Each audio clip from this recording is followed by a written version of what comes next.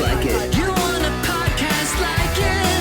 Podcast like it's 1999. Podcast like it. Just podcast like it. Podcast like it's 1999. Podcast like it. You want a podcast like it's 1999. Hello and welcome to Podcast Like It's 1999, the podcast where we talk about the films of 1999 from the pitcher's mound at Yankee Stadium here in 2022. I'm one of your hosts, Kenny Nybart. And I'm Phil Iscove. And with us today, as promised, Screen Draft listeners, it's my friends from the baseball podcast. We've all made up, and we've decided unanimously Brian Cogman was the villain of that draft.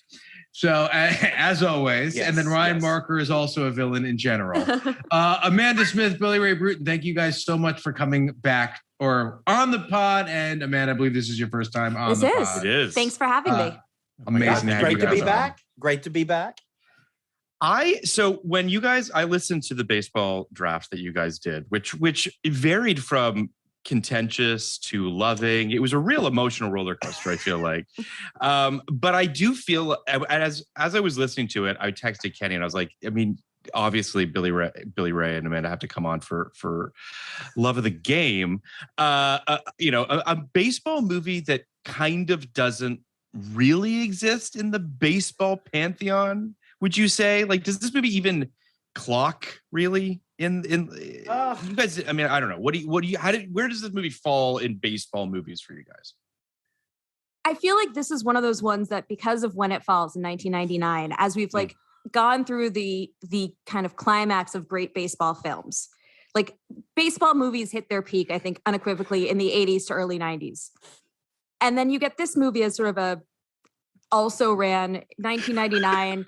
No one's really thinking about it. It's got big dad and boomer dad energy. Oh yeah. And so I think it's under the radar for a lot of people, despite, easily hitting, being it's in the trifecta of Kevin Costner, the Kevin Costner baseball trilogy. Yeah. But because of when it falls, coming up in 1999, when we have very much moved away from that as sports movies as a genre, it kind of gets lost. It's a footnote for most people. Well, is this, and that kind of, this is my question I have for you guys too. Is Kevin Costner our greatest basebal actor? Oh, without question. Unequivocally, yeah. Who's close? Yeah, I mean, I don't think you can really argue that. I think he's certainly done more for the genre than anybody else has. Yeah. So yeah, now I'm wondering, has anybody else seen The Upside of Anger? Because this is what's been bugging me. Because in my mind, I've always thought of Kevin Costner as a baseball trilogy too. But doesn't he play a retired baseball player in Upside of Anger? So he does. So that's interesting because I guess it's really only 3 stages, right? He never plays the Nuke LaRouche. No. Or Nuke LaLoosh type. No. But that's upstart guy. It's always it's old guy who never made it to the game or barely made it to the show. Yeah. It's old guy who was never going to do it, but was just a big fan and was friends with his dad or wanted to be friends with his dad. It's old guy who was Justin Verlander. Hi Luke, who's Justin Verlander, and as his career is winding down. And then you're right. It's old guy who now is trying to figure he's never in the pocket. He's never like the guy who's killing it. Well, I think that kind of speaks partly to. Oh, sorry. Go ahead. No. I was just gonna say, who's the best in the pocket baseball actor? Who's the best? Well, that's. I mean, or sports. I mean, this is the thing too. 99's a weird year for sports movies. We've talked about this a little bit, Kenny, but like we're talking Any Given Sunday, Play It to the Bone, Mystery Alaska, this movie, The Hurricane. I mean, there are a few. Blues is another one. Yes, that's a good point. Yeah, they're out there. They're out there. But I think to Amanda's point, it did feel a little bit like the sports movie was waning. Yeah. The 90s sports movie was waning, right? I mean, Play It to the Bone doesn't count. Not a real movie. Mystery Alaska and For Love of the Game feel like movies that should have been made 5 or 6 years prior. Correct. And I would argue that Any Given Sunday and even Varsity Blues are movies that would have been better served being made in the aughts. I think they were a little ahead of their time. So yeah, I think that this is, look, to me, I watch this movie and I feel like it's pitched as Forrest Gump meets Jerry Maguire on the Mound.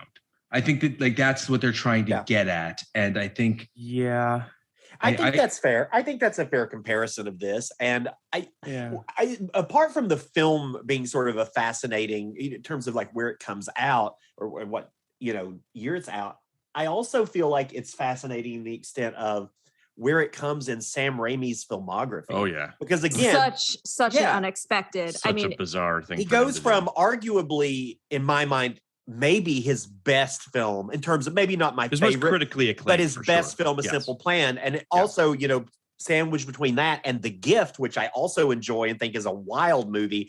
Like this seems like a real interesting pivot for him between those two films and just smack dab in his career. And I agree 100%. It's what's fascinating about this run that he's in at this point in his career, where it's like Quick and the Dead, A Simple Plan, For Love of the Game, The Gift. You can see that he's trying to kind of push himself out of the preconceived kind of, undercranked horror type stuff that he was doing, obviously up until that point. And then he gets Spider-Man, and it's just kind of which plays to all of his strengths in that regard. But you have to wonder if he doesn't get Spider-Man, where his career kind of goes from there. Because I agree, The Gift is an interesting movie. I'm not sure that it totally works, but I do think that there's a lot of really interesting stuff in it. And A Simple Plan is a straight up great movie. Yeah. But this movie just falls in between those. And I just, there's this quote of his as to why he did this film. He said, I simply was moved by the screenplay. It was moving and simple, and I love baseball. And I thought it hadn't really been put on film, which I think is insane. Yeah. I wanted to see it on the widescreen format. I see what he's saying, though. Sure. I thought that would be exciting for the audience. We don't see, this is half of a baseball game, and you don't see half a baseball. Like, that's a bold choice. Yes. I would, and it's beautifully filmed. I'd also say, I think that the three of us have watched more baseball movies than anybody on the internet, I think. Yeah. And out of all the baseball movies I've seen, this is the best baseball. Oh, 100%. I think that what's interesting when you look at Sam Raimi's filmography is that this was his version of a director deciding to do genre films. This little period of time for Sam Raimi. And like where most directors would be like, well, I've done the safe things, I'm going to go genre. Sam Raimi kind of goes for this little span of time where he's like, well, let's see what happens if I branch out and do some real, some genre films, except for him, genre films are like super straightforward. And I do think to a degree, that's kind of how we end up with this. I don't know that he was the right director for this. Well, he wasn't the original director for this, which is interesting. It was Sidney Pollack with Tom Cruise, which is interesting. Tom Cruise is an insane choice. Insane choice. Well, I mean, I've seen War of the Worlds, so I know this guy cannot throw a baseball. That is the most painful scene in movie history.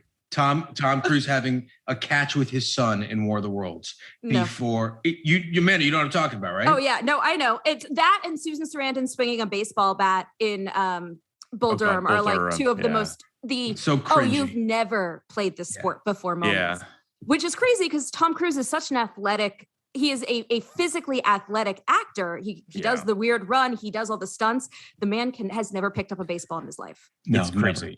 I will say, though, having just recently done Random Hearts, Kenny and I can speak to Sidney Pollack in 1999. And I would have rather seen him direct this than Random Hearts. That's a low bar. But I just think that... He would have blown this, too. He probably would have blown this, too. I mean, but this movie is... I mean, I say this with all respect. This movie's glorious. This movie is... Mm-hmm. 2.5 hours long. If they had cut 20 minutes out of this film, it would have done it so. There's so much air in this movie. It just feels so glacial. I have a point I want to make about this. Please. So many points, but one point I really want to make is, I think this format is basically bulletproof. I think it is. I am fucking crazy about. I love this. the organizing principle of this film. I think it's great. Crazy about it. Now I get it came from a novel and it's very, novelistic, and that makes sense. But like as a movie, to me, one of the weirdest things that's happened in cinema over the last 30 years is that the novel and brilliant idea of Groundhog Day, something that I would be too embarrassed and ashamed to steal, has been stolen dozens of times now, so much so that there is a thing called the time loop movie, and people don't even care anymore. If this was successful, this idea of let's take something that is happening in real time in a character's life and go back beat by beat by beat by beat, something that is, constructed like a baseball game with innings or a football game with quarters or whatever, and do it, it would have been stolen over and over and over again. So I think that this is, I don't want to say it's the worst possible version. I don't even think this is a bad movie. I actually like this movie, but this could have been such a fucking grand slam, pardon the pun. Yeah, 100%.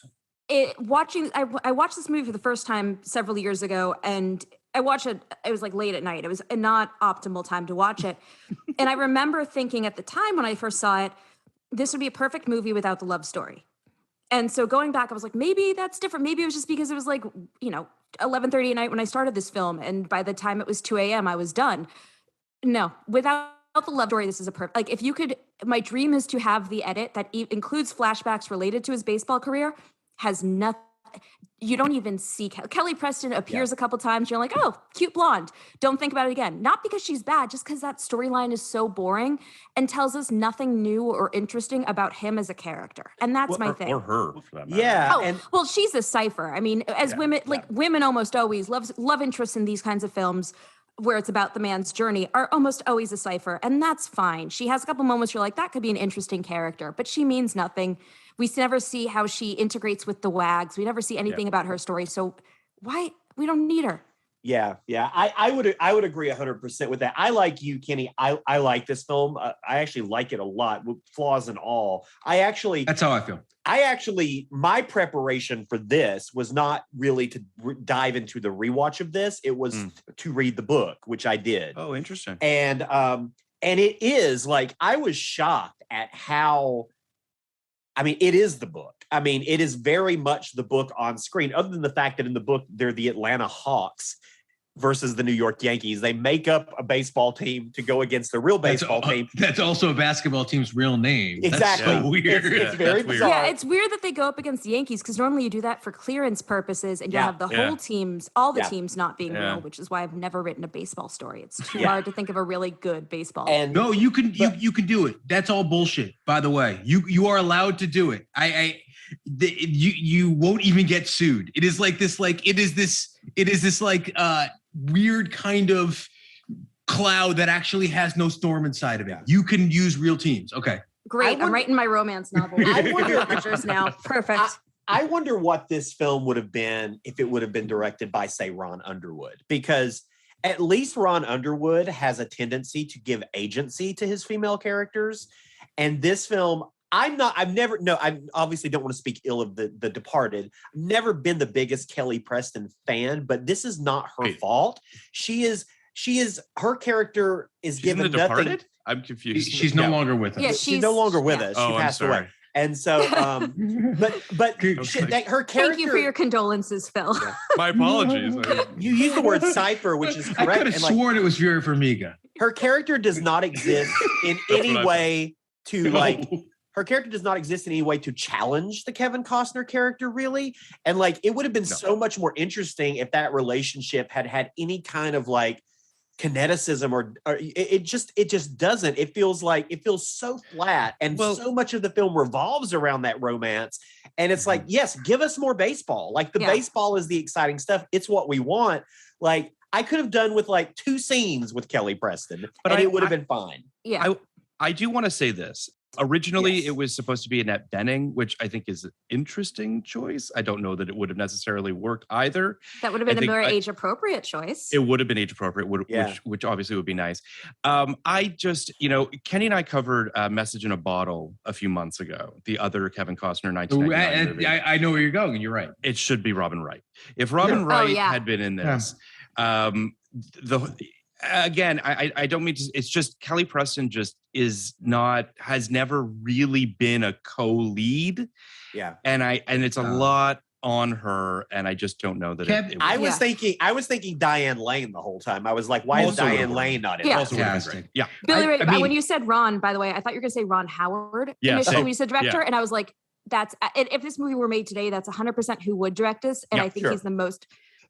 I happen to find his directing is very competent. Very competent. Very competent. We like him too. Very we like him too. No, I wouldn't say like. I would say my feeling about Ron Howard is sort of my feeling about like a chicken dinner. Where I'm like, if it's done, no matter how well this chicken is cooked, it's still going to be chicken.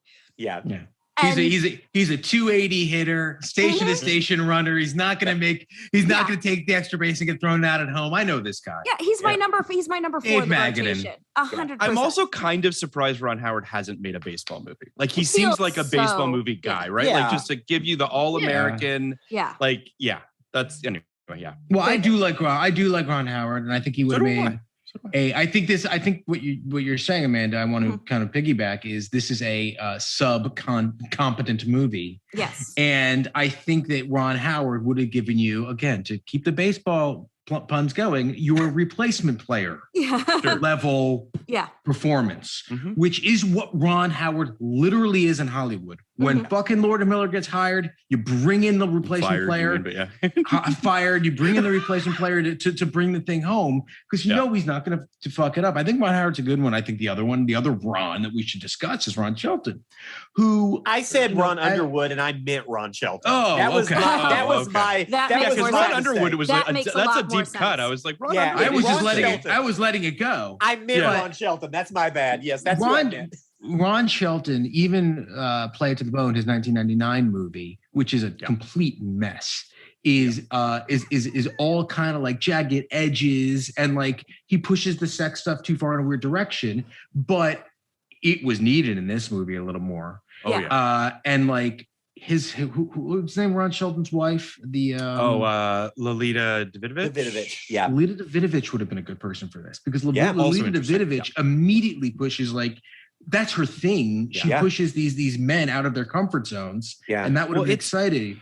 There's just no crackle. There's no electricity, as you said, Billy Ray, earlier. Like there's just between Kevin Costner needs someone that's gonna kind of make him up his game a little bit.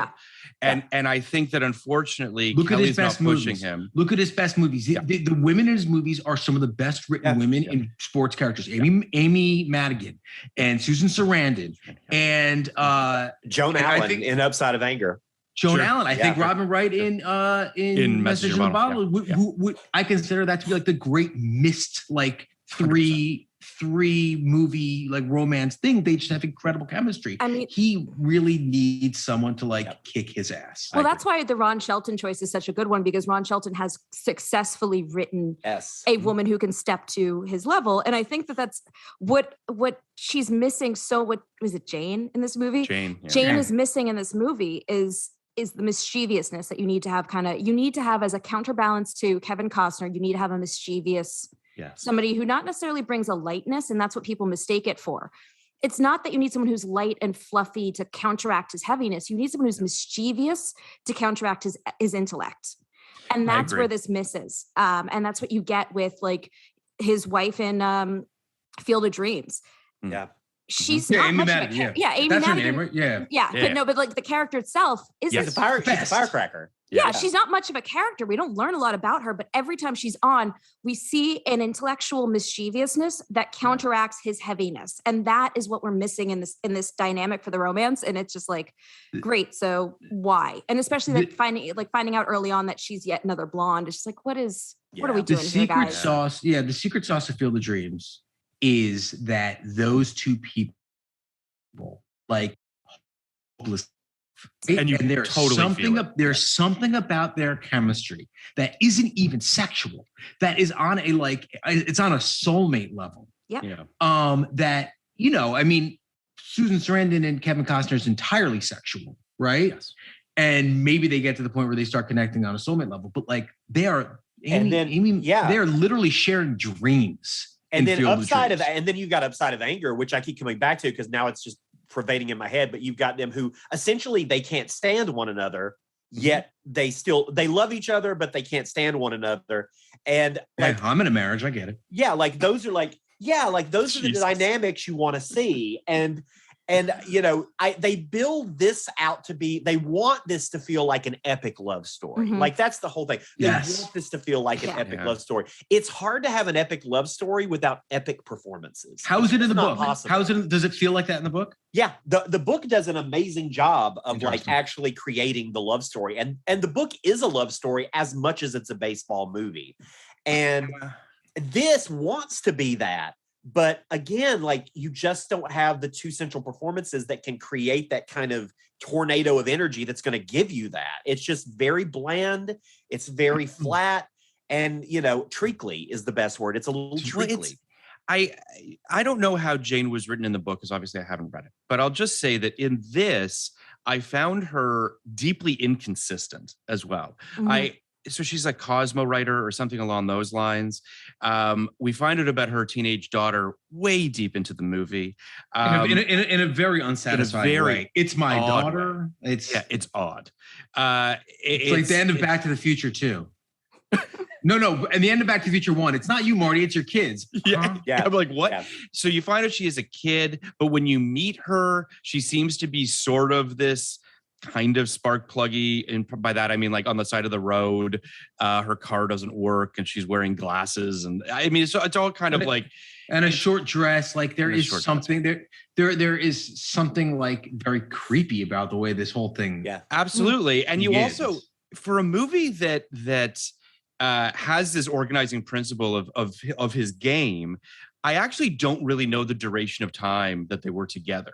You don't 5 years. Like about 5 years. Yeah. Right. Yeah. But again, like, so she's got a kid when they meet, right? Because it just all the timeline of it all just kind of their relationship is wonky. And that's a total fabrication, because that character does not exist in the book. So the daughter is a total fabrication. Okay. One of the best parts of the movie. Yeah, that's Jenna Malone, by the way, always great. Yeah. But it's very odd to me that, and I don't mean to make this engendered, but like Dana Stevens writes this screenplay, and I do feel like this female character is just kind of all over the place. Now, I don't know if that's just studio notes and things that were outside of her purview, whatever. But I wanted to root for Jane's character, but I felt like between the writing and between Kelly Preston's performance, it just made it very hard. I missed it. Well, I think one of the things when you're looking at this script and what the script is trying to tackle, this is a movie that was trying to tackle too much. And it is a movie that has a beautiful love story in it. And that beautiful love story is between him in the game. Well, him in the game, but also him and his catcher. Yes. There's such a beautiful love story and friendship between him and several players that we never get to see. Totally agree. There's so much. I would have loved to have seen more of the Sam Tuttle rivalry and why they don't like each other. There's so much backstory in his life as a player. I totally agree with you. And I wanted to see him starting to catch with Gus. Yeah. When you really think about the importance of a battery in this movie, like you guys compare this to aging Justin Verlander, which is true. But for me watching this, it's always for me been Clayton Kershaw. Watching this film, but even when I watched it initially, because when I first watched it, Kersh hadn't thrown his no hitter yet, which was one error away from a perfect game. And watching this and hearing Vin Scully call it was really, that aspect of it was incredibly emotional for me, because I was like, this might be the only time I hear Vin Scully call a perfect game. But you weren't alive in 1955? I was not, oddly enough. If I had a time machine, that would be Hitler. Who cares? I'm going back. I want to hear that. Like it's that, and then I'm hopping over to 1963 for Koufax, and then I'm marrying Koufax and staying in 1963. It's very He is handsome. I agree. Oh, God. My parents have always said my parents want me to marry a nice Jewish boy, and I will. Well, now they're great. They're great Jewish ball players again. I know. I'm too young. They're all into the window. I don't know. I would have to cougar a lot of these guys. But anyway, the point of this is that Clayton Kershaw, for much of his career, had a very, very close relationship with his personal catcher, AJ Ellis. And that relationship and that friendship was incredibly pivotal in his development as a player, his development as a person, so many different things. And so watching this relationship that he has with Gus, I was like, that's the story I want. I want to see Gus. You can't cast John C. Reilly, have him immediately just fall into this perfect dynamic with Kevin Costner, and then not give us more of that and not give us that. That's the story of that I want. That's the journey where that matters and why I will in the end go, oh yes, he should retire. Everything you said is 100% dead on. I mean, when you hear old baseball players, I think I mentioned on the podcast or something, I interned for the Mets, and we would have all the old ball players there all the time. And when you hear them talk, they always talk about not the games, not the thing that it's, I miss the camaraderie of the locker room. I miss being on the bus with the guys. And what you're saying, what you're pitching, Amanda, would be such an incredible movie, a love letter to the game, but not really about the Field of Dreams, the smell of, grass in your nose thing. It's the actual, it's actually the smell of the fucking, locker room, which I think people do get weirdly sentimental about. So I would argue that's why Bull Durham is such a perfect film. That's why, going back to the draft, that's why for me, that's my number one baseball movie, because it's a movie about, it does what this movie can't, which is it does balance a love story with a man's love story with the game and a love story between players. It balances these three things perfectly. You get that sort of hangout film aspect with Bull Durham, where you get the long drives on the bus and, the guy Crash or Nuke trying to play the song and getting all the lyrics wrong. The moment on the field where they have a rain out, where Crash causes rain out. You get all those moments to really see that, but then you also do get the love story. You do get a very full feeling of a love story, and you get the sort of player in his twilight trying to make a decision about going forward. And the fact that, again, going back your point about Ron Shelton nailed getting all those different aspects, whereas this movie doesn't. Ron Shelton was a baseball player. Right. Ron Shelton was a minor league baseball player. So he, knows better than anybody that that's really what he misses. But we should talk about the draft. I'm just kidding. I will say I would redraft this movie differently. Like, having now watched it a second time, I would actually. I would put him on. I would put it higher. Yeah, I would put it on my list probably. I don't know. I don't have my list anymore. I don't know where I would. I loved your 10 and 11 though. Yeah, I don't remember any of where anything goes. The minute that I do something, it's like that's all on RAM and it's gone. Yeah. I gotta keep that space in there specifically to remember every song from the 90s that played on K-Rock and Star 98.7 in Los Angeles. No, that's reasonable. I get that. Yeah. Well, I'm currently looking it up on Letterboxd. I do want to say this. I know she played Everybody Loves Some in one of those spots. I did. I would still keep Everybody Loves Some on that list. Here it is. I would probably, much as I love it, I would probably swap out Mr. 3000. It didn't make the list. Very quickly. My personal list. Not your guys' list. I don't give a shit about the draft, the final draft. Who gives a shit about that? My definitive list. Well, that's what matters. Yeah. I do, just so people know very quickly, just so people know what we're talking about in the draft. I'm going to very quickly run it down. 11 was Everybody Wants Some. 10 was Moneyball. 9 was Sugar. 8 was Damn Yankees. 7 was The Natural. 6 was The Bad News Bears. 5 was The Scout. 4 was 8 Men Out. 3 was A League of Their Own. 2 was Major League, and 1 was Field of Dreams. Perfect list, right, Billy Ray? Ridiculous. Well, Thank you. With hindsight's 2020. Now looking back, there are some changes that I would make. My number one would still be my number one, but it is kind of crazy that Bull Durham isn't on the list. Of course it's crazy that Bull Durham. Of course it's crazy that Bull Durham isn't on the list. Of course it's crazy. But you feel free to listen to my Patreon with Ryan Marker defending the draft. It's an amazing. I will explain why I believe Bull Durham. What episode was that? We did it when we did the Razzies, but he put that part on Patreon. I defended the draft. I defended why Bull Durham isn't on the list, and it's not my fault. I'll say this though. I wanna piggyback on Amanda's point about how this movie should have been recalibrated more towards the players. You know, one of the relationships in this movie that feels like so much ended up on the editing room floor is the Davis relationship. Who gets one scene, one sort of flashback scene, and a couple moments where Billy's kind of pitching to him and kind of grappling with some of their relationship, but it feels so surface. Mm-hmm.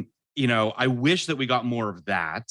I wish that, to your point, this movie just found a better calibration in terms of the romance. I really think they just thought, love's in the title, romance, like we can do this. Well, and no, they're adapting a novel, but like, I know. But you can adapt a novel and pull out. You can pull out the spine of a novel, regardless. I think. Of course, I'm not saying, I'm not defending. I'm saying that they didn't reverse engineer it and say for love. No, I understand. Yeah. Like I'm imagining this movie where the movie ends with him being hoisted off the mound instead of whatever happened for the next 15 minutes after, which was in the airport. Yeah.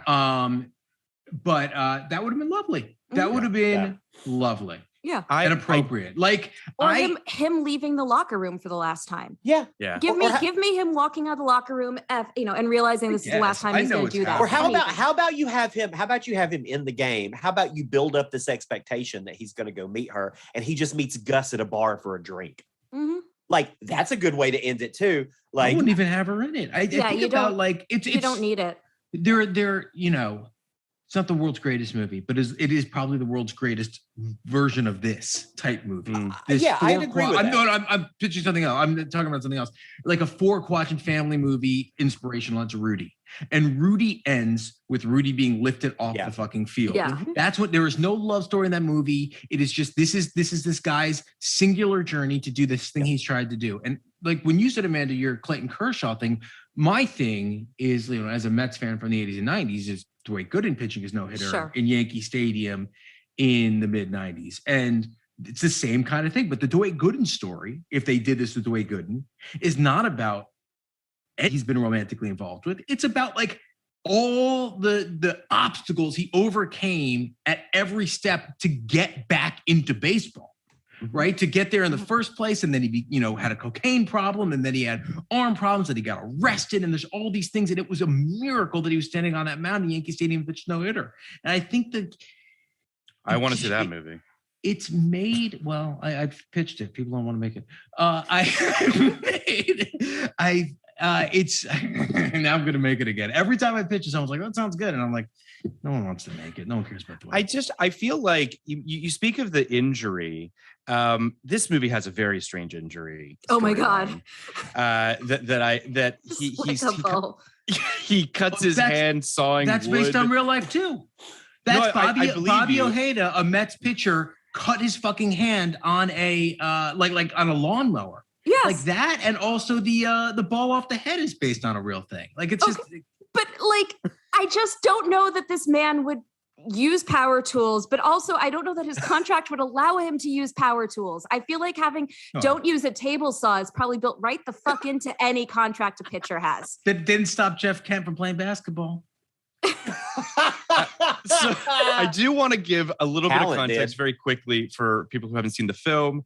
40-year-old pitcher Billy Chappell is practically a dinosaur by professional baseball standards, fast approaching the end of his career. But as Chappell stands at the mound pitching the game of his life, his thoughts don't turn to his prized history in sports, but rather return again and again to his tumultuous relationship with Jane Aubrey, a single mother who stood at his side through good and bad, but is now on the verge of leaving him. For Love of the Game opened on September 17th, 1999 in second place behind Blue Streak against The Sixth Sense, Stigmata, and Stir of Echoes.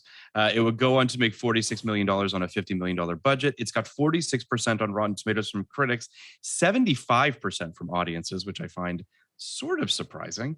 Roger Ebert gave the film 1.5 stars. Oh, God. For Love of the Game is about the kinds of people who give the wrong answers. It's the most soppy love story in many a moon, a step backward for Sam Raimi after A Simple Plan, and yet another movie in which Kevin Costner plays a character who has all the right window dressing, but is neither juicy nor interesting. Yet another movie. Come on, Roger. But I do want to just jump back to the injury for a quick second here. So he's using a table saw. He cuts his hand. We then get this bizarre scene in the ER where Jane is trying to get Jane is trying to get someone to take care of him, and no one is I don't know, paying attention to this star baseball player who's cut his hand. She screams, "Is this not America? Is baseball not America's favorite pastime?" And then someone ultimately comes to his aid. It was the moment where I was just like, I don't even understand what movie I'm in now. Like, I don't even know what we're doing. The thing stinks. Jane, well, any moment when Jane shows up, you're just like, what? Jane, you're operating in a different universe than the rest of this world. She doesn't use his name when she keeps going up to any of the doctors and saying, I have a friend who's cut his hand really badly. Yeah. I'm sorry, were they supposed to identify Billy Chappell, aging baseball player lying in a bed? No, you have to drop the name. You have to say, I got Billy Chappell, star pitcher for the Detroit Tigers. Yeah. And also, that's when you pick up the phone and call the front office. Jane, well, that's the other thing where Billy says, call Mike. He's the most important person to me right now. Yes. And that is supposed to be this moment where she's like, oh, I am not the most. It's like, this is not the time. No. Yes, he is the most important person. This is not the relationship status time, Jane. It's a perfectly reasonable statement. And also, he's lost so much blood. If he had said, call Mike, he's the elephant who will save us all, I would have been like, yes, that's a reasonable sentence. You have lost several liters of blood. It's also so funny how he does very carefully phrase it to be like, call Mike. He is the person I need to like love more than you right now. Yes. You know, well, the blood in the snow. Can heal, so you know, the blood in the snow did make me think of A Simple Plan, though. And I was like, oh, that's fair. I do want to comment on what you just said earlier about having a 75% audience score. Yeah, because I have this whole theory about how those audience scores directly correspond with how much a movie played on TBS and TNT. 100%. And For Love of the Game played on TNT, TBS obsessively in the early 2000s. Sure. And to me, that's the whole reason Shawshank Redemption is as high as it is. A great movie, but the reason that it's so high is because they inundated us with it. This is one of those like lazy Sunday dad movies. Like that's exactly what it is. Which means that it's an edited film. So they probably cut out a lot of those long montages, falling in love montages that we really didn't need to see. So it's probably a better movie. Yeah. They cut out at least probably 30 minutes minimum out of this film. Yeah. Unless you're going to do a 4-hour broadcast of the game. But like, there's a scene where Jane is telling Billy about cutting vegetables for a salad. Mm-hmm. Where she asks how he likes his turkey cut. That's how people fall in love, Phil. I'm sorry. That's why I'm single, clearly. If you don't slice my deli meat right, you're on the fucking street. Well, I like it torn, Billy Ray. So, but I just, to me, it's just emblematic of everything we're talking about, right? Which is like, that's 30 seconds, 45 seconds that I don't need in the movie. Like I don't fucking need it. Well, what's too bad, like as someone who, I love romances, I love writing rom-coms, that's my thing. And that's what I prefer to write as screenplays. And those are great scenes in a completely different movie. Totally different. All of those, like I love those little getting to know you and watching the stupid things that make us fall in love with people. I think that's wonderful and beautiful. It's just not in this movie. Look, it works if he's gearing up for like a sandwich eating competition. Then it works great. Like if she's going to her job at Subway, then I get it. But otherwise, but I don't disagree with what you're saying, Amanda, in the sense that I love those things too. Yeah. But these feel disingenuous. These don't feel particularly specific. These don't have that these sort of like, I get it. Yeah, they don't tell me. Wait, courtship is weird because they would play it the way you guys are talking about. Like one of them would at least be like, this is what we're talking about? Like at least play it like Costner, who is my favorite actor, and my other dad. He's great on the field. I love him on the field. I love the way he talks to himself. I love the way he thinks on the field. Nobody does like quiet authority like he does. He has been good in romances in his life. I would put forth The Bodyguard as an example of him being able to make fucking chicken, soup out of chicken shit. That said, or chicken salad, this is a disaster performance from him. The stuff that he plays with Kelly Preston. He's better in Message in a Bottle. He is, well, of course, because he's against a really great actress. Yes. But he is so fucking tuned out. You can tell that he is not. Kevin Costner's like, I would never be into this woman. Yeah. You know? Yeah. There's also sorry. No, go ahead. Yeah. Well, the arc. So if you look at like what the arc of his character off the field is supposed to be, is a completely different character than his character on the field. True. And again, that is give me the movie about the playboy, flirtatious, picks up women on the side of the road. When he's at dinner with a woman, asks her how she likes to be kissed. Give me that character, but that's a different character than aging guy on the mound, reliving his past and grappling with. I don't think the end of his, like this movie to me isn't about a man who loves, this is a movie about a man battling the concept of mortality and about how baseball for many of us represents sort of a youth and mortality. So the character he plays when he's on the field, when he's with Kelly Preston, does go through an arc. We get to see him go from playboy to domestic. Yeah. But because that's a little bits and pieces we're getting, we never see that arc. So it feels completely disjointed. It's also a boring arc. It's not an interesting arc, but if we're going to see a love story. He also has literally no flaws. He's so protected, even in the scene where he sleeps with the massage therapist. Yeah. So protected. He has no flaws. The one time he flips out, it's because he's concerned his career might be over. Like I just would have liked to have seen. There's so many other things because the other thing you're like, if you excise the romance mostly, you can also build up what I think is like potentially the coolest relation of the whole thing. He was this guy, this fucking September call-up's dad's teammate. Yeah. And the guy was his bat boy. Yeah. And this guy is the guy who's up there at the end. If you build that up the right way, that guy could have broken the perfect game and it still would have been satisfying. Yep. Absolutely. I totally agree. And that's the same thing with his relationship with his former teammate too. That's why there's so much richness happening that could have happened on the field that we missed. I agree completely. I will say though, with the massage therapist thing, sorry, like I said, I watched the second time. I was like, I have so many more thoughts than I ever thought. That moment when he says, no matter what happens the next 5 minutes, know that I've never been happier than that when I saw you at my door. That is the one moment in this romance that works for me. It works beautifully and perfectly. And we get it. It's a moment that you don't get to see very often in a movie. Mm-hmm. And that moment, you're so close to whatever this character should have been in his romance. And but otherwise you're right. He's completely insulated. It's also the only time that they feel interesting as a couple. And it's probably, because the conflict feels earned and emotional in a way that the other stuff doesn't.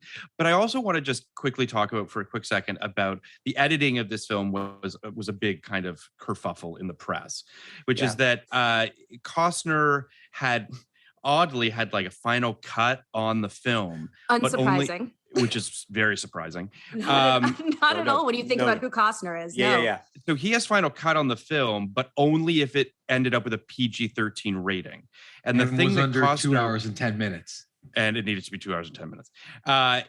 And the thing that Costner pushed back on, one of the things he was pushing back on, was that he didn't want it to be PG-13. He wanted it to be R. He also wanted there to be a full frontal shot. Yep, the nude scene, the classic nude scene. There was a full frontal shot that apparently received giggles at a test screening in Arizona, and thus they decided to cut it. Give me the names of every person in that test screening. That's not funny. Because us. I agree. That's a podcast waiting to happen, just focusing on that group of test screening audience. I just want to say, like, Why do you hate good things? Why do you hate Kevin Costner? Why do you hate penises? But I'll just say this. If you could track those people down, that would be one of the great podcasts. But I do think it could be that, called Kevin's Costners. I do think, though, it comes back to kind of what we were talking about a little bit with Bull Durham. And you're never going to make this film into Bull Durham, but I do think that this film needed a little bit of edge. It needed something. And I don't necessarily know that an R rating would have fixed this film by any means, but I do think that this film just feels very safe. There's just nothing about it that's really trying to sort of, quite frankly, like keep you engaged. It's making all of the wrong turns. And it's at 30,000 feet. I think we all agree that conceptually this movie should work.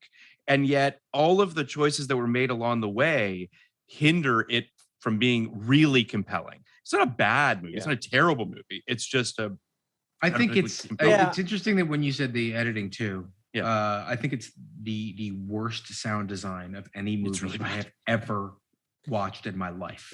There are moments where they're playing a fucking pop song over Vin Scully giving you important information.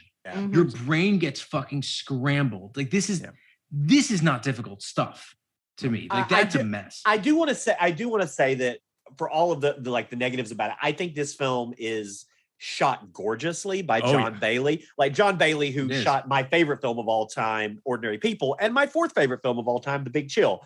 And it's the first Raimi 235 as well. Like first anamorphic. I bet this looks fucking gorgeous.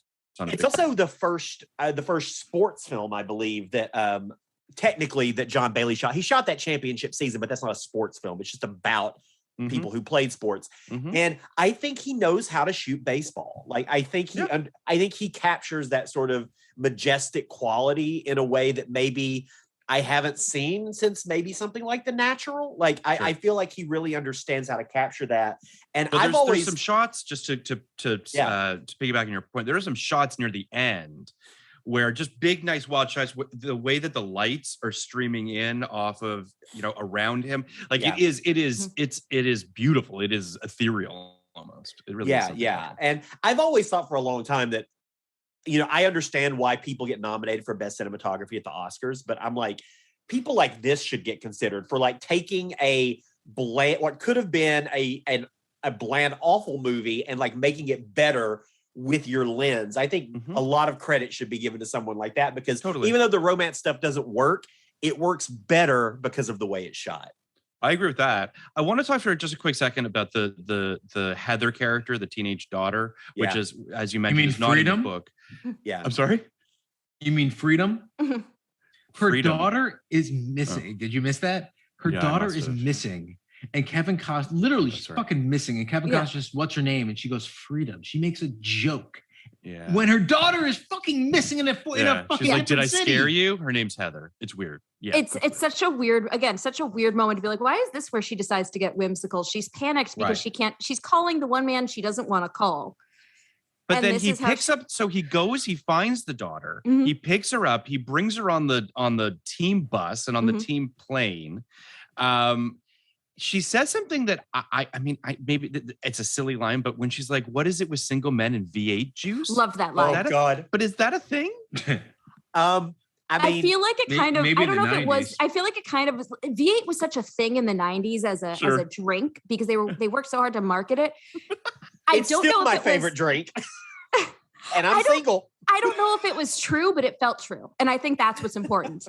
Fair enough. Like, they have, I would argue that the father-daughter chemistry that Kevin Costner has with Jenna Malone is better than the chemistry he has with Kelly Preston. Oh, 100%. When he meets back up with her at USC. Yeah. Oh my God. What a great, which could play really weird because, the age difference feels about the same as him and Kelly Preston, but it's such a great, the moment with him. And I cared more about watching Heather watch the game than I cared about watching Jane watch the game. Totally. Yeah. Totally. And that's a testament to Jenna Malone giving us so much just on her face. Yeah, absolutely. That to me is another, if you think about that, to me is another place that they pull from Jerry Maguire, because obviously I think the fucking romance with Jerry and Dee is incredible.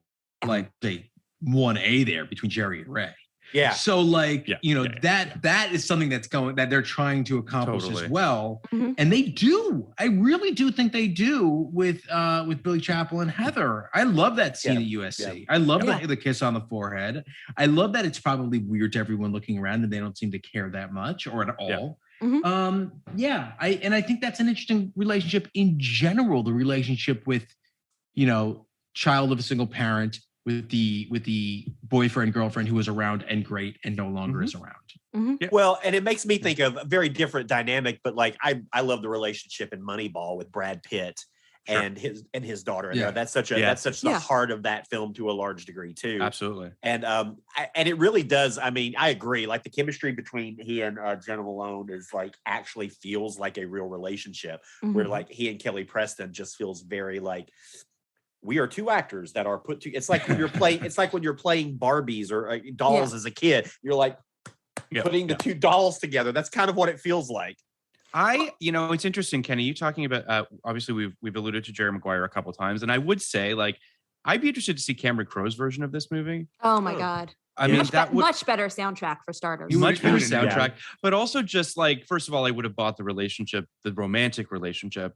The score in this movie is working overtime as well. Like it is just trying so hard to wring every bit of emotion out of what's going on. Sometimes it works. Sometimes it works. Yeah. I do think that Sam Raimi feels like he's trying to make a Frank Capra movie. Like I do think that he's existing. Like I don't think he's trying to make something that is quote unquote believable. I think he's trying to make a big old Hollywood movie. And I think that, and I hate to keep harping on this, but I think that had Kelly Preston been with someone that he had chemistry with, I think this movie moves up letter grades. Like he should have watched The Natural then, because the Natural does it. Sure. Yeah. Sure. Even But though The Natural is insanely long. Yeah. I happened to watch that this week. It's insanely long for a movie. How long is it? It is 2.5 hours. It only needs to be 90 minutes long because it really only is like it's the first half hour, which is all important, and then like an hour of him. It's ridiculous, but God, is that a Frank Capra movie? I love The Natural. I saw it. I saw a screening of it. It was a double feature of it and Field of Dreams at the New Bev. And The Natural was the last of the two films. Boy. And by the end of that movie, I swear to God, 80% of the audience was asleep. I'm sure. That's like trying to sit through the Batman. Like that's just it's so much time. It's such a time commitment. I think going back to the relationship with the daughter and then bringing up Jerry Maguire and I do think one of the things that's really interesting as I'm thinking about it, what makes his relationship with Heather so much more interesting is that like, and in general, why I think that the relationship between father and child in a sports movie is so much more interesting isn't necessarily because of the link that we have, but also, Jane signs up for this. Jane knows what she's, she has a whole thing of like, am I just supposed to date a baseball? I got to find the quote now. Because it was so fucking crazy. Yeah, she's like, you're in the right guard. I was being metaphorical, Billy. Look, this is crazy. What am I supposed to do? Run down there and date the right guard, meet Sandy Koufax and date the right guard guy. And it's like, yeah, that's what you do. That's what you've signed up for. That is explicitly the dream. Heather doesn't get that choice. And the kids of baseball players don't get that choice. The wives always do. And so watching the dynamic and the way that a kid interacts with their dad, who's on the road, who is around, who isn't around, and who still finds a way to love the game. Watching Jeannie Buss in Winning Time has been really interesting. Oh God. Yeah. I have a lot of thoughts on that show and on Adam McKay as a writer. But I do think that the concept of Jeannie Buss and why Jeannie Buss ends up where she does is fascinating. And that's one of the things this movie does really well, is that we do get to see Heather, who didn't get a say in this, get sucked into this world and embrace it. No, for sure. I would argue that like they don't give her a ton to do in this movie. I mean, she really has like 3 scenes, you know what I mean? Ultimately. And it's a testament to Jenna Malone that she made an impact with those scenes. But I think we all agree that like there's more to be mined there. If you're going to bring the kid into this movie and it's not in the book. Yeah. What, you know what I mean? And you do have to ask yourself, like, what exactly is she doing for his arc? She doesn't really change Billy in any real way. You know what I mean? You could conceivably pull her out of the film as much as I love her. I would argue kind of Jane is similar, right? A lot of Jane's scenes don't really do much. But I want to ask you guys, because I couldn't think of one, and you guys are obviously the people to ask. Is there another movie that plays with the idea of the perfect game? We're still recording, guys. I don't believe I'm trying so. to think. Because it's a great so. idea, and I found myself legitimately, I say probably about a half hour from the end of this film, rooting for Billy to get the perfect game, and that's a really interesting thing to use as the stakes. Yes, there is one actually, guys. What? Is it called The Perfect Game? I don't know if you've heard of it though. It's very obscure. It's called The Scout. Oh Jesus! I don't know if you've... Yeah. The fucking Scout. You fucking played The Scout and you forgot the Scout, which Phil definitely has never seen. I haven't seen it, but I know it's not going back to my point that The Scout was an inferior movie that no one... I didn't say it was bad. I played it at 5. This is insane. This is insane that I'm supposed to play a movie at, like, if I played Bull Durham at 5, that would have been like acceptable to everyone. The Scout, I will say though, The Scout is not really about the perfect game. It's just not about it, but the perfect game is part of it. Yes, also, the perfect game is it's a really niche thing that only baseball fans will know. Throwing a no-hitter, it's built right into the name. A no-hitter, right. If Billy Chappell's going for a no-hitter, you know what that means. Billy Chappell has not allowed a single base runner is not necessarily a thing that every single person watching is going to grasp immediately. You're not going to know. No. Phil, did you know what that was? See, so that's why I don't think we get it. Like, the concept of having a movie centered around a perfect game is also going to just be a harder thing in general to get people hooked on. Sure. Listen, there are innumerable sports movies, right, that are trying to find new ways with which to create stakes that isn't just winning or losing. And I think that I have to hand it to this film for taking something that probably isn't all that well known, creating real legitimate stakes out of it, emotionally and physically. I thought that, I respect that, maybe more so than anything about this film on that level. Oh, I think it's perfect. And I think the conception of this is perfect because also, and this is more or less true, I think at the time there had been about 10 perfect games of baseball history. Right. So like, you're not talking about something that happens every day. Like this is like, and there are people, and I may have been one of them in the 90s, who could like rattle off the people who had thrown perfect games. Like it was that big of a deal. But it was always a white whale. Like, I don't know if you guys, when you go to a baseball game, have this like horrible obsession with like, is this the night I'm going to watch a hitter in real life? But I never went to the Mets never had a no-hitter until about 10 years ago. So I went to every Mets game being like, is this our time? Is this our time? So for baseball fans, at least, and I would argue like the kind of overlapping principle of this entire conversation is like, this movie should have been pitched towards baseball fans more and just assume that people would go on the ride because baseball is so beautiful and lovely. But for baseball fans, like this really is in some ways as good as winning a World Series, right? Like the Mets won a World Series in my life, and they never won they never had a no-hitter in a perfect game. And I felt like that is the thing we need to make this like a real franchise. Yeah, I've lived in Seattle for less than a year, and I can't tell you the people that I've already overheard discussing the perfect game that Felix Hernandez pitched in like 2010, 2012. Like people here still talk about that 10 years later. So it definitely remains in like the the sort of cultural sports lexicon of a city. Especially when it's a guy like that, who like a Felix Hernandez is a guy like Billy Chappell, who like that is a cherry on top of an incredible career. There's some guys like, not to flex, like Tom Browning who threw one that no one will ever remember. But except people who threw a perfect game, except the fact that people will remember Randy Johnson. So one of the No, it's amazing when it's amazing when it's an amazing pitcher who did it. But there's also something like that's one of the magical things for me about baseball is that this is a game with so many arbitrary, ridiculous records and record keeping, and the fact that anybody can go out there and one day do something fucking magical. Aaron become Harain, a legend. Who is no one knows him. He was a terrible pitcher for the Dodgers. He holds the record for the most consecutive strikeout game. 9. he started throwing gas and he struck. I remember watching the game and just being like, what the fuck is happening? Aaron Herring's arm has been blessed by God for 70 minutes in the middle. It was a day game. It was nothing. 9 strikeouts in a row.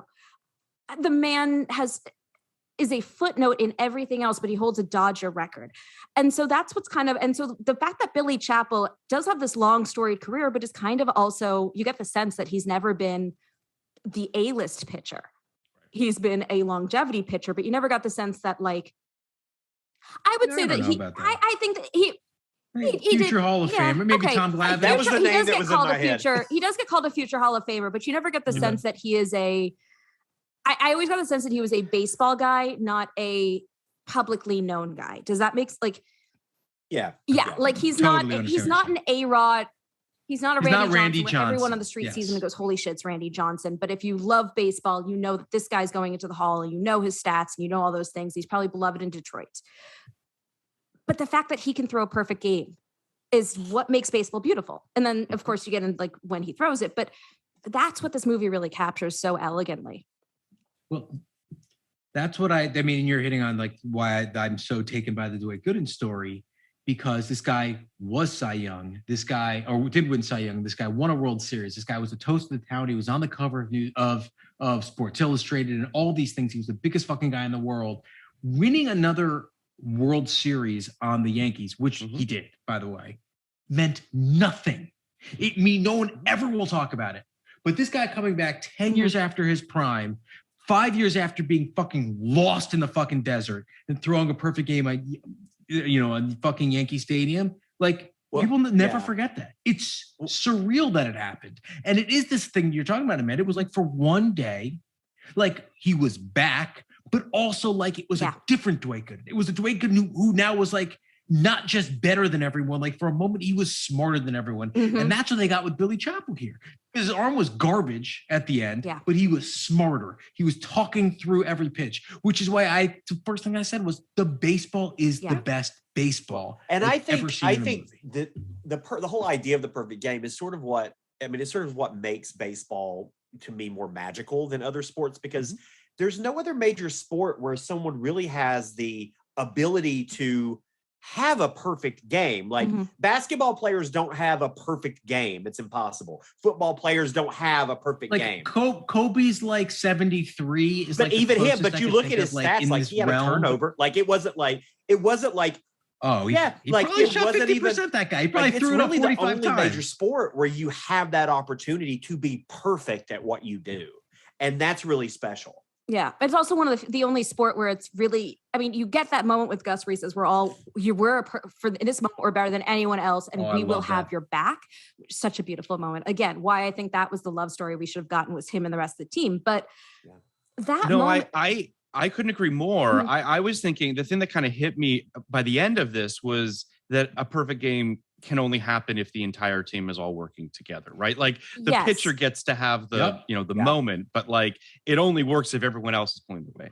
But that's amazing. That's an amazing other thing is that for a big part of the game, it is just one guy up against one dude taking on 9 people. It is the ultimate David and Goliath. Yeah. You have, everything else behind him is anytime the ball gets into play, yes, you have to hope that the team behind you has your back. Again, Hanley Ramirez fucked up the perfect game for Clayton Kershaw. I will never fully forgive him for that. But look, man, I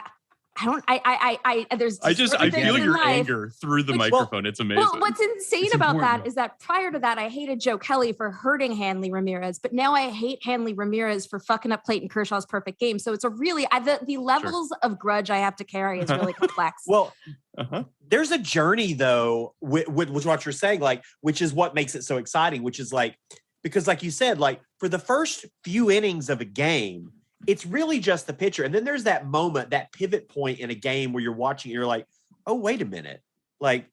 And the character has that moment too, where it's oh, I'm throwing a perfect game. Lovely. And then by the time you get to the 5th or 6th inning, it starts feeling a little bit more real and more real. And the time you get to the 8th inning, it's holy shit, is this possible? And then there's a great momentum and trajectory to one that's just awesome. I mean, I've obviously have never gotten to see one in person that, who has, you can count them on one hand probably. But just that Costner in this film where he realizes is just beautiful. Where it's like, God. Holy shit. Yeah, there's that moment when he turns to John C. Riley. Which, by the way, was has like, anyone got on base? Yeah. Yeah. Yeah, that's something they do really, really. That's the moment where the structure of the movie meets, where the idea of it is, and this is so true for baseball pitching. If you overthink it, you will fuck up. And part of the reason he's doing it is because his mind is somewhere else. Right. And that is the moment these two things meet. And as soon as he recognizes that he's doing it, like immediately his arm starts hurting. Immediately he starts getting hit hard. They got the ball that gets pulled down over the fence. You have the two sliding, literally all three infielders have an incredible sliding play in the last two innings. It's like, I want to say something that's what's upsetting. That I think is also a bit of a missed opportunity, which is that in its own way, Jane, the memories of Jane have helped him pitch this game, right? And I kind of wish that idea had, I mean, there was no payoff to that. The shitty pitch is him saying to her at the end, I did it, you were there with me. And you're the reason that I was able to pitch this game. You understand what I'm saying. And unfortunately, the synergy and the dovetailing of those two things is another missed opportunity for me, because I feel like that way, at least I would have been like, listen, it served a purpose. The distraction, quote unquote, of his relationship with this person allowed him to do this thing. It would have just been nice, because then at least it would have felt like Jane was a part of his win as opposed to not being. Yeah. So I'm looking at perfect games in Major League history. At the time, there had been 16 ever. And we're talking going back to 1880, right? There had been 16 ever. There had been, one's in that century. So two of them were before. So there had been, 16. What's interesting is you understand how infrequent this is. In 98 and 99, 3 months before this happened, there were perfect games thrown in Yankee Stadium. David Wells threw in 98, and there's a story to that too. He claims he was hungover when he threw it, and he's this really larger than life, so overweight truck driver type guy, journeyman, who found his home on the Yankees. And then David Cohn, who threw in 99, who was nearing the end of his prime, and in a lot of ways like Billy Chappell. What teams were these guys playing for? Like Billy Chappell. Both Yankees? Oh, they're both Yankees. On the Yankees. David Cohn, and he was a Met too in the 80s, so he's my guy. But David Cohn, in a lot of ways, is like this guy who, if David Cohn doesn't throw that perfect game, he's nobody. He's just a good pitcher. With this perfect game, he is the guy who has a perfect game, won World Series with the Yankees and Mets, was a dependable, number 2 in the rotation for about 10 years, and he's immortal in his own way. So that's an interesting kind of character. So Kenny, not many people know this, but that was actually both of those perfect games were actually movie tie-ins. That was actually scripted by the studio, by Universal Studios. Yeah, they actually had made an agreement with the Yankees to have 2 perfect games specifically to help promote this film. Unfortunately, it didn't pay off. It didn't pay off at the box office, but it was a worthy attempt. It was a great attempt. The thing is, that's the thing about baseball. No movie can capture the thrill of the I wanted to talk for a quick second about the deep bench of supporting actors in this movie. You've got Brian Cox, who has, 2 scenes, but I really liked his scene with him early on in the movie where he, explains that they're selling the team and what have you. There is sort of a father-son thing kind of there, which Brian Cox is always great, even though it feels like the world just kind of discovered that Brian Cox is a great character actor because he's on Succession now. But he had a weird someone also figured out how to do his hair. He had a weird 99. He was in The Minus Man, The Corruptor, and For Love of the Game. So it wasn't a stellar 99 for Brian Cox, but he's always great. And then John C. Reilly, who doesn't love John C. Reilly, was in this, obviously is in Magnolia, as well as Never Been Kissed. But I'm with you, Amanda, that I feel like more could have been done with the John C. Reilly stuff. I feel like he's just they kind of just put him in a kind of worthless sidekick role. that is fortunate. Unfortunately, because we get such a great little glimpse of their dynamic in that first scene. Like that first scene tells us everything about those two guys in so many ways. The way that, Kevin Costner, which God love the fact that Kevin Costner refuses to play a character who does anything less than read 800-page books. Like the book he pulls out is such an insane. It's a tome. It is an insane book. I tried to look it up. I tried to see what he was reading, and it's very clearly like something about American history. And it's not Howard Zinn, but it could just as easily be. And he definitely cites Howard Zinn in Bull Durham. Like this, he refuses. He's the only. Kevin Costner proper is an interesting guy. But he refused. He will not play a dumb baseball player, which is an insane thing. Because my dad's best friend almost went to the majors and he realized he didn't want to do it. Basically, he was like, I realized I would never fit in when all the guys were reading comic books and their lips were moving. That was always.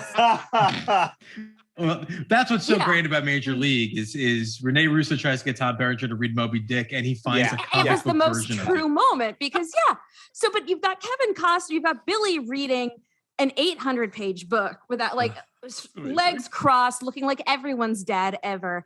And then you've got Gus playing a fucking Game Boy. But meanwhile, he's Mother Henning. And I love that contrast, the contrast of Gus clearly being just a dope. Yep. But that he has this incredibly sweet, cares for Billy, and not just cares for Billy, but watches out for him and takes better care of Billy than Billy takes care of himself. All those things, there's so much richness in that one scene. And we get more of that relationship than we ever get of Billy and Jane. Like 100%. We get more depth on that. And it's such a lost opportunity.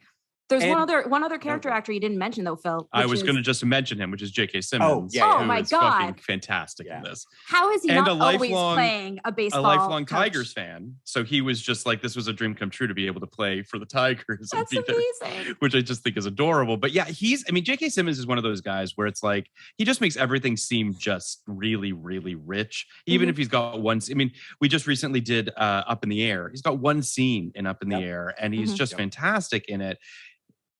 It's crazy to think how long it took for people to recognize that this guy is more than just the one scene. Yeah, it's great. He's got one scene in Ghostbusters Afterlife that he kills.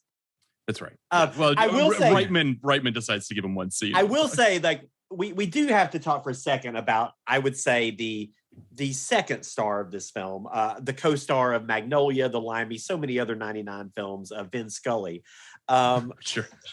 Wait, is he in Magnolia? I've never seen Magnolia. I was joking. He's not in Magnolia. I was like, I'm going to fucking watch Magnolia now. He's in none of those. You should watch Magnolia because it's great. I know. It's one of those like on my list, but it kind of conflates with Vanilla Sky in my head. God. And then also Eyes Wide Shut. Like all three of those kind of conflate in my head because of the time Tom Cruise is in them? I think so. Wait for a rainy day when you have nothing to do. And put it on. Yeah. So considering your disaster podcast, there is a disaster component that is also absolutely very there is. Good point. Oh, excellent. Okay, great. Now I have an excuse. To bring someone on. I thought you were referencing the disaster of you being John Malkovich over it in our. Oh, sorry, not to give it away. The incinerator episode. Our 99 incinerator. I want to say just one quick thing before the Vin Scully thing, because I do think the J.K. Simmons stuff is really great. Now, I don't know that it's necessarily all that, dynamically written, but I do think that just like there's one scene near the end when he puts in some guys in the bullpen to get warmed up. And he tells, I'm assuming his pitching coach or whatever, to go put the guys in the bullpen. And he's like, I can see the scoreboard. I know what I'm doing. Like, I get. And there's a part of me that feels like he puts the guys in the bullpen just to perhaps get inside Billy's head. Or do you think that he actually puts them in there because he thinks he might need them? I think that's absolutely the latter. It's just, okay. I think that, and again, that's one of those things that this movie captures so beautifully is that horrible decision that a coach has to, that the baseball manager has to make. I mean, Doc had to make that choice. Stripling, I'm blanking on his name right now. Okay. Ross Stripling was throwing like a no-hitter through 6 or 7 innings, but he was still a pretty young pitcher and we didn't really need it. And Doc made the choice to pull him. Right. And it was it's that choice, that awful choice choice you have. This doesn't have Costner arguing with him. It doesn't have anybody. Right. There's no moment of drama. It is treated exactly as it would be treated in a game, which is this is an awful necessity. And we haven't lost faith in him, but we have to make this choice. Yeah, no, absolutely. And J.K. Simmons plays it beautiful. You could have just as easily told me that was an actual manager that they just been like, hey, can you come and like do this for a couple scenes? We just need you. And I would believe it 100%. He's so elegant in this. He's also just like, the mustache is great, obviously, but it's just, there's, when you read that he is a Tigers fan and that it's clear that like this is such a dream come true for him, that it's imbued with so much sort of love for everything that's going on around him, and it just radiates off of JK in this role. He's really something special. But I want to rate this film. So we do a rating on this podcast, 0 to 99, 0 being the lowest, 99 being the highest. We rate it before the podcast and we rate it after the podcast as to whether or not it changed your opinions. I didn't see this film in 99, so I don't have a rating for it in 99. But coming into this podcast, I was at a 40. And now I got to say, you guys have really kind of turned me around a little bit on this movie. I think I like it a lot more than I did before. So I'm going to go up to like a 60.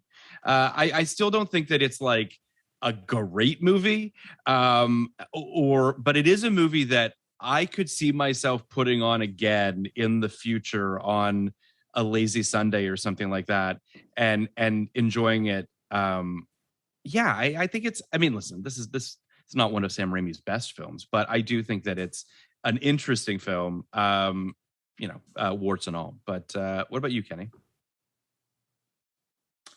Let me just get my number out. So I saw this movie only once before this. So I did not watch it like over and over again, like so many TNT movies. I saw it once, probably around, it was definitely on video. Probably around 2000, 2001. I never liked it. I thought it was a pretty bad movie. So I think I would have given it like maybe a 35, but I was very precious about baseball movies. Baseball. Just very precious in general about that. I gave this before this pod, I gave it a 63. Which look, I was actually about to give it a 75. Wow. And then it did the last 10 minutes where it should have. That I was just like, I can't, this is so whack. I gotta bring it down for that. I'm going to stick at a 73, which I don't love doing, but the reason I'm going to stick at a 73 is because I do think this is a movie that is not a bad movie. And I do think that it's not as if someone else came up with this structure. This is a novel structure that has a lot of value and is propulsive in its own laborious way, and has a really great 8th and 9th inning sequence that I truly loved. So 60, 63 is. Can I also I want to just, for one quick thing, I kind of feel like had Jane gone to the baseball game, you could have had it's a little major leaguey, but still, it seems obvious to me too, where it's like that way you get out of the movie at the fucking game rather than having, as you just said, this like odd little appendage epilogue essentially that you don't need. You just wrap it up fast, right? Like, to your point, bring the two things together, bring Jane to the baseball game, credits. Like, I don't understand how that didn't happen. But anyway. It also, all you needed was that moment where he shows up at the airport. And then he sees her, she sees him, and he says, all he has to say is, I was going to go to London. Like, right. That's the worst line of it. But you don't need any more moment than that. We assume that's a 6-hour flight. And I know assume they're going to hash it out on the plane. This is cliche, but Rene Russo's in the stands during Major League, like you said. Glenn Close is in the stands during the Natural. If you were going to have this kind of character, and she is a cipher, you want her to run back to that stadium. And you want to see the rush in the 9th inning of, I don't have a ticket, but I am Billy Chapel's girlfriend, but I've never heard of you. But this is like, it's as important, because there actually is some poignancy to the denouement where he is not overjoyed because the one person he cares about seeing this moment isn't there. but he could have felt that. You could have felt that the whole time. If he left her a ticket at will call, and he's looking at the seat, and the seat is empty. Yeah. It's in that fucking go ahead. Or the other version of her being in the stands is that at the end, again, as he's leaving, and she's outside, and she's like, "I couldn't get in." And like that's also great. Yeah. But just the moment where he thinks she hasn't shown up. He's gone through this whole experience, and then she's waiting for him outside the stadium because, again, this is a movie about a man who's ending his career. So the idea that his life with her doesn't start until he leaves that stadium, great. Give me that, but give me that give me the moment where I see that she didn't begrudgingly watch this whole game. Totally. And I never got the sense that she didn't a little bit resent that she was stuck watching the game. Yeah, it's very strange. And listen, we've said it before, we'll say it again. Jane's arc basically doesn't really exist. It's kind of all over the place. So it really does. Even the last line, for just a very quick second, can we talk about the very last line where he says, I love you, and she says, I never believed it, and he says, believe it. Ugh. It's just sort of like, I don't know. That's not what you want from a romance to be. No. Billy Ray, what were your ratings on this? Well, I saw this in theaters in '99 because I saw everything in theaters. Back then, I loved it when I first saw it. It was right up my alley. I would have probably given it about a 75 or 80 back then. Okay. Before the podcast, this time I would have probably been more in like the 60 range. Sure. But I think now I'm going to end and be at, I'm just going to go the 65 route, I think. Okay. I think that's where we're going to put it, is firmly at the 65. Amanda? Yeah. So I did not see this when it first came out. I saw it several years. I mean, less than, I can kind of gauge it. I saw it less than 10 years ago, but more than 6 years ago. Like I can pretty easily bookmark that one. And it was, I would have given it like a 35-40. Right. I mean, it would have been lower if it hadn't had the Vin Scully stuff. Sure. I mean, like we didn't really, all of Vin Scully's dialogue could just as easily not have been written and been just stuff Vin Scully was saying. His line about, Steve Lyons is talking about the shadows at Yankee Stadium, and then Vin Scully transitions into trying to get out of the shadows, as he's setting up Billy Chappell to come on the mound. It's beautiful work. And I'm so glad that we have in excellent audio preserved, like in the top quality audio, Vin Scully just Vin Scullying. So that definitely gave it a leg up for me. But now we're on the rewatch. Yeah, I'm with you, Phil, like 60, 65. I would rewatch this. This is a TBS film. This is a flypaper movie. Yeah. If you're channel surfing, this is not a thing that, Gen Z will ever experience. But if you're channel surfing and this movie's on, you'll stop and watch at least 20 minutes of it. As long as it's not the 20 minutes when it's like a love story sequence. Yeah. But if he's on the mound in any moment that you're channel surfing, you're watching. Yeah. Good. Maybe the by far. Again, this movie gets the baseball and doesn't get anything else. Using Vin Scully was brilliant. Using Steve Lyons was the opposite of brilliant. But because Steve Lyons is so insignificant, like in the major scheme, he was big for a minute, but his fucking nickname is Psycho. Like, go away. They could have had someone so much more, for lack of a better comp, Tony Romo-esque, doing the color in this game. But Scully's amazing. I totally agree with you, Amanda. Like, it feels like if it was written or if it did it on the fly, like it was. Yeah, it was either someone wrote it. He could have done it alone. The thing is, that's why Steve Lyons, like, you don't really need a color guy with Vin Scully because Vin Scully's his own color guy. And so I don't even remember a single line of dialogue Steve Lyons has after the first sentences because it doesn't matter. But the beautiful thing about writing, like, Vin's, if you're writing any voiceover of any sort of baseball broadcaster at any point at this, you're writing a Vin Scully character. And so whether it was written for Vin Scully or Vin Scully improvising his lines, that was Vin Scully making his own dialogue because he has created the format. It's so beautiful. I love that. I clearly don't go nearly as deep as you guys do on baseball, but I will say that this movie did work in a lot of ways and checked a lot of boxes for me this time around. And it does feel like there's a lot of missed opportunities. There's a truly amazing movie to have been made here.